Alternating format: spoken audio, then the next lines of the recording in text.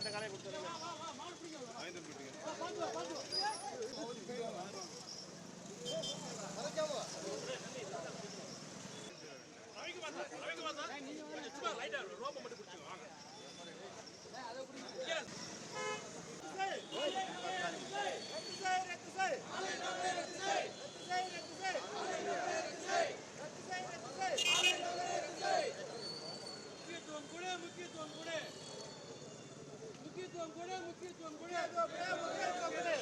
உள்ளூர் மாடுகளுக்கு முக்கியத்துவம் கொடு. உள்ளூர் மாடுகளுக்கு முக்கியத்துவம் கொடு. உள்ளூர் மாடுகளுக்கு 70%. உள்ளூர் மாடுகளுக்கு 70%. உள்ளூர் மாடுகளுக்கு 70%. உள்ளூர் மாடுகளுக்கு 70%. வெளியூர் மாடுகளுக்கு 30%. வெளியூர் மாடுகளுக்கு 30%. வெளியூர் மாடுகளுக்கு 30%.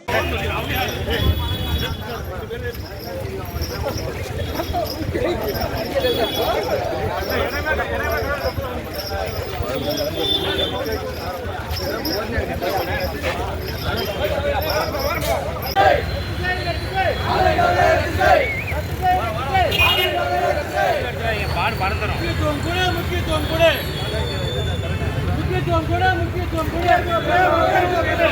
உள்ளூர் மாடுகளுக்கு முக்கியத்துவம் கூட. உள்ளூர் மாடுகளுக்கு முக்கியத்துவம் கூட.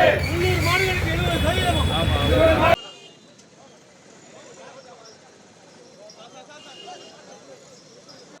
ஜல்லிக்கட்டு போட்டி திருச்சி மாவட்டத்தில் ஒவ்வொரு மாவட்டத்திலையும் ஜனவரியிலேருந்து மே மாதம் வரையும் நடக்க போகுது. இதுக்காக ஆன்லைன் டோக்கன் முறையை ரத்து செய்ய வேண்டியும் அந்தந்த மாவட்டத்தில் நடக்கக்கூடிய ஜல்லிக்கட்டு போட்டியில் அந்தந்த மாவட்ட மாடுகளுக்கு முன்னுரிமை கொடுக்கணும்னு நாங்கள் கோரிக்கைக்காக மாவட்ட ஆட்சியர் வந்திருக்கோம். இது ஏன் இதை கேட்குறோன்னா இதில் நிறைய அரசியல் தலையீடுகளும் அதிகாரம் படைத்தவங்களும் ஆட்சி படைத்தவங்களும் மட்டும்தான் அவங்களால ஜல்லிக்கட்டு மாட்டை கொண்டு அடைக்க முடியுது.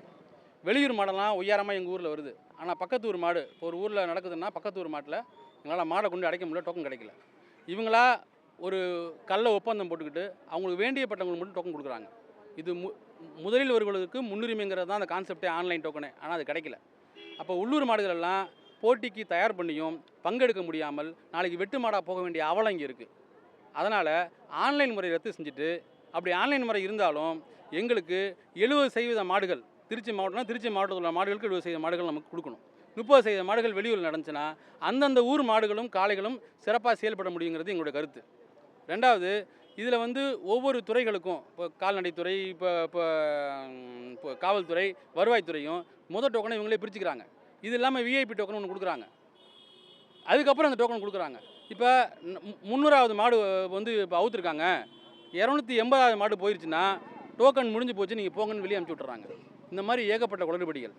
அரை மணி நேரம் தான் சர்வர் ஆன் ஆகுது. அதுக்குள்ளே நாங்கள் ஆன்லைனில் டோக்கன் பதிவு பண்ணணும். அப்போ அவங்க நிகழ்ச்சி நடத்துகிறவங்களும் இந்த மாவட்ட ஆட்சியர் அலுவலகத்தில் உள்ளவங்க அவங்க யாருக்கு முடிவு பண்ணுறாங்களோ அவங்களுக்கு தான் டோக்கன் கொடுக்குறாங்க, மற்ற யாருக்கும் கொடுக்கறதில்ல. இதனால் இதை சரி செய்கிறதுக்கு ஆன்லைன் டோக்கன் ரத்து பண்ணி உள்ளூர் மாடுகளுக்கு முக்கியத்துவம் கொடுக்கணும்னு மாவட்ட ஆட்சியர் நோக்கி வந்திருக்கோம். இது இல்லாமல் இன்றைய திராவிட முன்னேற்ற கழக அரசு தங்களுடைய தேர்தல் வாக்குறுதியில் 373 நம்பர் அந்த வாக்குறுதி சொல்லியிருக்காங்க. நாங்கள் காளை வளர்க்குறவங்களுக்கு மாதந்தோறும் 1000 ரூபாய் நாங்கள் ஊக்கத்தொகையாக கொடுப்போன்னு சொன்னாங்க. அதுவரையும் இது யாரும் பேசவே இல்லை.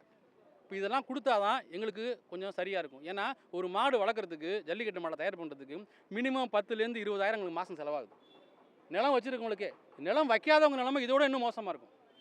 அதனால் இந்த குளறுபடியெல்லாம் தவிர்க்கிற வகையில் உள்ளூர் மாடுகளுக்கும் உள்ளூர் மாடுபிடி வீரர்களுக்கும் உரிய பிரதிநிதித்துவமும் முக்கியத்துவமும் அளிக்கணும்னு கேட்குறோம். ஆன்லைன் டோக்கனை ரத்து பண்ண சொல்லி வேண்டிக்கிறோம். நன்றி. ரவிக்குமார், சமூக நீதி பேரவை, ஜல்லிக்கட்டு பாதுகாப்பு குழு.